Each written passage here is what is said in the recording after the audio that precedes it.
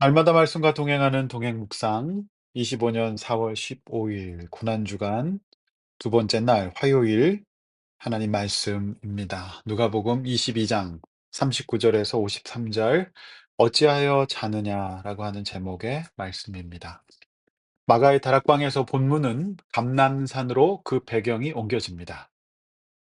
예수님께서 십자가에서의 죽으심을 앞두고 땀방울이 핏방울이 되도록 간절히 기도하셨던 그곳, 바로 감람산입니다.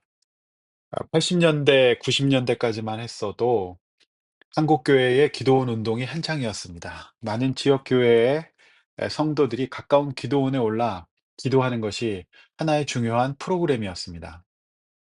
저 역시 당시 교회의 전도사님 또 목사님들의 인도로 청소년 시절부터 기도원에 올랐던 기억이 있습니다. 강북에 살았던 저는 교회에서 삼각산에 있는 기도원에 많이 올랐는데요. 영락기도원, 그리고 무엇보다도 오늘 예수님께서 오르셨던 그 산의 이름을 딴 평창동에 감람산 기도원이 있었습니다. 돌로 된 집이었는데요. 그곳에 참 많이 갔었습니다. 지금은 거의 다 사라졌지만 기도란 위기에 빠진 성도들이 하나님 앞에 간절히 매달리는 중요한 영적인 은혜의 도구인 것이 분명합니다. 오늘 예수님은 어떻게 기도하셨고 제자들은 그 시간에 무엇을 했을까요? 자, 본문 보겠습니다. 39절 예수께서 나가사 습관을 따라 감람산에 가심에 제자들도 따라갑니다. 40 절에서 유혹에 빠지지 않게 기도하라. 그리고 그들을 떠나 돌 던진 만큼 가서 무릎을 꿇고 기도하셨습니다. 예수님은 습관을 쫓아서 기도하셨습니다. 이 습관이 영어로 habit 아닙니까? 예, 그것은 예수님의 습관, habit은 기도의 습관이셨습니다. 참된 인간이자 참된 하나님이신 예수님은 바쁜 사역 일정 가운데서도 언제나 혼자만의 습관, 기도하시는 습관, 이 quiet time, 이것을 마련하셨고 새벽 미명 또는 야간을 이용하셔서 기도하시는 습관을 갖고 계셨습니다. 여러분에게는 어떤 습관이 있는지요? 습관을 쫓아 온라인 게임과 또 미디어, 세상 낙을 찾고 계시진 않습니까? 습관이라는 것은 요즘에 이 교육 심리학자들이 가장 많은 관심을 가지고 있는 분야이기도 합니다. 습관이 우리 인생을 지배하게 되기 때문이지요. 학습도 습관의 범주에 들어갑니다. 무엇보다도 건강은 모든 병들이 이 생활 습관에서 온다는 것을 모든 의학자들이 동의하죠.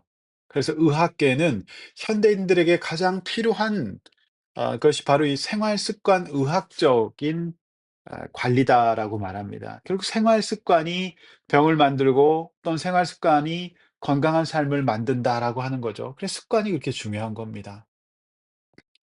우리가 어떤 습관을 가지고 있느냐 매우 중요한데요. 마음도 습관입니다. 자동적으로 부정적인 사고를 하다 보면 그것이 습관이 되어서요. 그 습관이 내 삶의 방향을 결정하는 겁니다. 예수님처럼 기도하셔야 합니다. 말씀을 보셔야 합니다. 경건의 습관이야말로 우리 인생을 온전케 하는 최고의 습관일 겁니다. 41절 말씀처럼 항상 그러하셨듯이 개인 기도를 하시지요. 그래서 돌을 던질 만큼 떨어져서 무릎을 꿇고 기도하셨다라는 말씀의 의미가 뭘까요? 조금 거리를 두셨다는 거죠. 그러니까 에 하나님과 1대1의 만남에 방해받고 싶으지 않으셨던 거죠. 그리고 또 이제 제자들도 챙기시는 거죠. 근데 어쨌든 이 41 절의 기록은 예수님이 온전히 하나님께 1대1로 집중하고 싶으신 겁니다. 그리고서 이제 제자들도 챙기시는 거죠. 이 굉장히 상징적인 말씀인데요. 그 건강한 영적으로 건강한 사람은요. 누구와 함께 있기 전에 늘 하나님 앞에 홀로 있을 수 있는 사람입니다. 엄밀한 의미에서 홀로 있다는 것은 이제 홀로 나만 있는 게 아니라 하나님과 함께 있어야 한다는 거거든요. 그렇습니다. 우리 모두는 하나님 앞에 홀로 있을 수 있어야 합니다. 그래야 자립이 되고 그 은혜와 사랑을 받아서 누구와 함께 있을 수 있는 사람이 됩니다. 그러나 믿음이 없거나 연약해진 사람, 이런 분들의 특징은 하나님과 홀로 있는 시간이 없거나 부족합니다. 하나님 대신 언제나 사람을 곁에 두려고 하죠. 그러나 사람은 하나님이 아니시기에 내가 원하는 그 온전한 사랑과 끝없는 위로를 공급하는 데 한계가 있습니다. 그래서 관계가 어려워지죠. 즉 홀로 하나님 앞에 있어야 오늘 예수님처럼 누군가를 위해 기도하고 사랑할 수 있는 겁니다. 용서할 수 있는 겁니다. 그래서 순서가 분명해야 됩니다. 먼저 하나님 앞에서 홀로 서십시오. 결혼 생활에 매우 중요한 겁니다. 먼저 각자 부부가 하나님 앞에 홀로 서 있어야 됩니다. 꼭 혼자만의 하나님 앞에 공급받는 시간이 있어야 됩니다. 그것이 바로 돌 던질 만큼 가서 무릎을 꿇고 기도했던 예수님의 이 모습이 우리에게 해주는 메시지죠. 그리고 또 함께 그 사랑으로 공급해야 됩니다. 아 하나님께 홀로 있고 그다음에 누구와 함께 있는 거. 이게 이제 순서입니다. 여러분의 순서는 어떠신가요? 자 42 절. 이르시되 아버지여 만일 아버지의 뜻이거든 이 잔을 내게서 옮기시고 그러나 원대로 마옵시고 아버지의 원대로 되기를 원합니다. 십자가형이란 로마의 최악의 형벌로서 극악한 방식의 처형법이었습니다. 그러니까 금방 죽지는 않는데요. 이렇게 십자가에 못을 박아 놓으면은 서서히 혈액이 빠지면서 장기들이 파열되고 결국에는 이제 쇼크사로 죽게 되는 겁니다. 시간이 지나면서 이 처형법은 너무너무 잔혹했기 때문에 역사 속으로 사라집니다. 폐지되는데요. 당시에 2000년 전에 로마에서 이 팔레스타인 지역에서 식민지 지배를 받고 있었던 이스라엘 땅에서 시행되고 있었습니다. 로마의 처형 제도죠. 예수님께서는 이 잔을 옮겨 주시기를 원하셨어요. 만약 그것이 그러나 하나님의 뜻이 아니라면 아버지 원대로 되기를 원하신다는 순종의 기도를 하신 겁니다.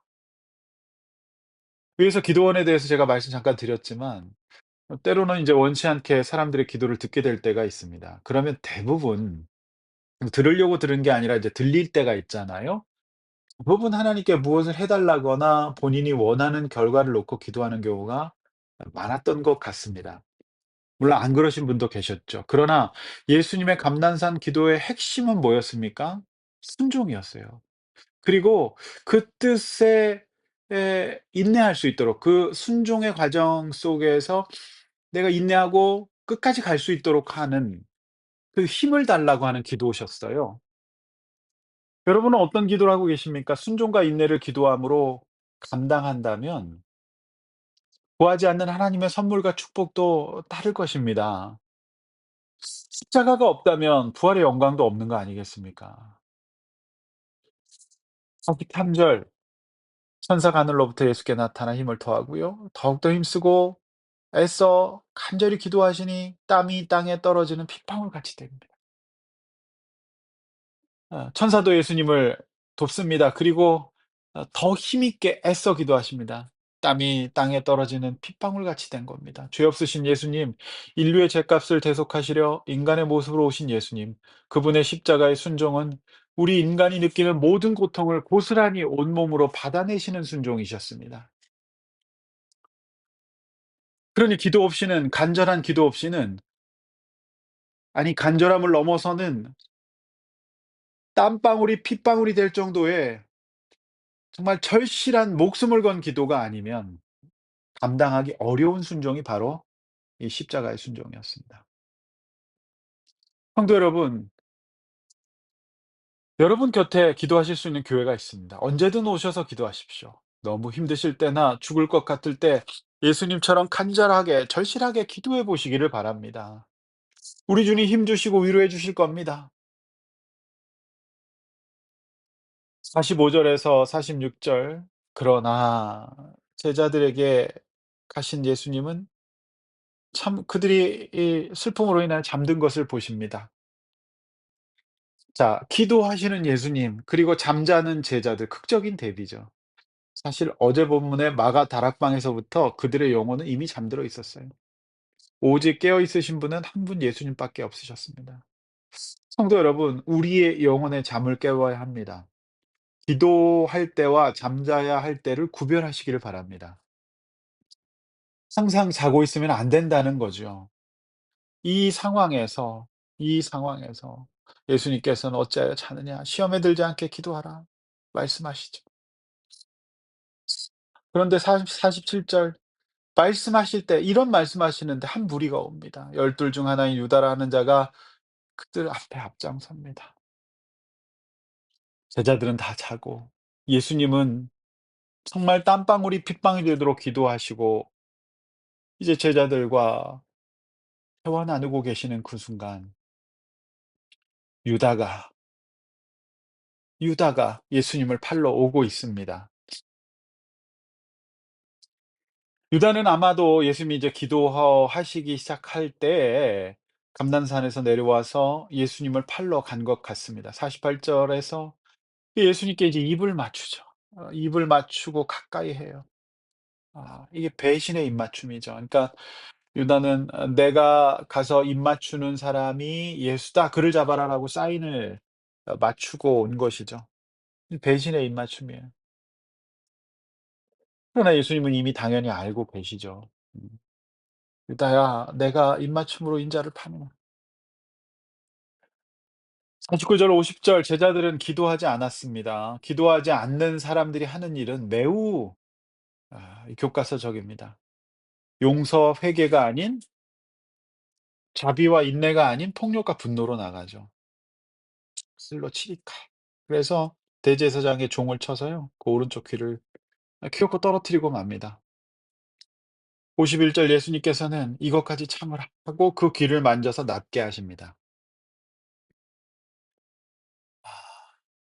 52절 53절 예수님은 에 범죄자가 아니지 않습니까? 그런데 예수님을요 잡으러 온 대제사장과 성전의 경비대장과 장로들은 이 강도를 잡는 것 같이 검과 몽치를 갖고 왔습니다.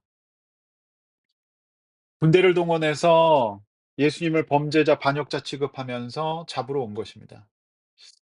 예수님께서 날마다 그들과 함께 성전에 있을 때 아무 말도 안 했습니다. 그들은 예수님이 이런 범죄자 아니라는 거 알았다는 말입니다.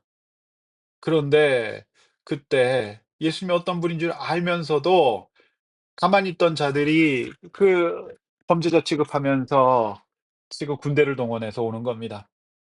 이제 그들의 시간인 것처럼 보입니다. "이제는 너희 때요 어둠의 권세로다." 이 말씀이 뭡니까? 이제 그들의 시간인 것처럼 보여요. 어둠의 권세가 뒤덮는 그들의 시간인 겁니다. 그러나 여러분 예수님이 그들의 시간, 그들의 어둠의 권세에 아 능력이 없어서 무능력해서 무기력해서 그러신 거 아닙니다. 최종적으로 그들의 시간은 패배로 끝날 겁니다. 우리 주님은 십자가에서 그들에게 지금 당하고 계시는 것 같지만 이내 3일 만에 부활하실 것이기 때문입니다. 성도 여러분, 우리 삶에도 그저 엎드려 통과해야 되는 시간이 있을 수 있어요. 아이들이 아파요. 그러면 그 아이가 그냥 앓고 끙끙 앓고 이제 넘어서야 성장하는 거거든요. 그러나 그 시간은 영원하지 않을 겁니다. 그때마다 예수님처럼 간절히 기도하고 하나님의 도우심을 구할 때 그 시간은 끝날 겁니다.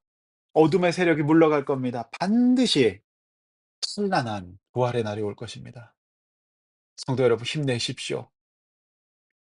힘들고 어려울 때 말씀 붙잡고 기도하면서 버팁시다. 살아냅시다. 어둠의 때가 끝나고 참 이 고통의 때가 끝나서 반드시 부활의 날을 맞이할 수 있는 저와 여러분 되시기를 주님의 이름으로 축원합니다. 기도하겠습니다. 하나님 아버지 신앙생활 하다 보면 또 이 세상 살다 보면 우리가 기도 아니고서는 방법이 없을 때가 있습니다. 그러나 아버지 우리에게 정말 예수님처럼 간절히 땀방울이 핏방울이 되도록 기도하고 매달리는 이 영적 습관을 갖기를 원합니다. 기도의 습관을 갖기를 원합니다. 예배의 습관을 갖기를 원합니다. 중보의 습관을 갖기를 원합니다. 하나님 아버지 그렇지 않았던 제자들은 잦고 그다음에 폭력을 행했습니다.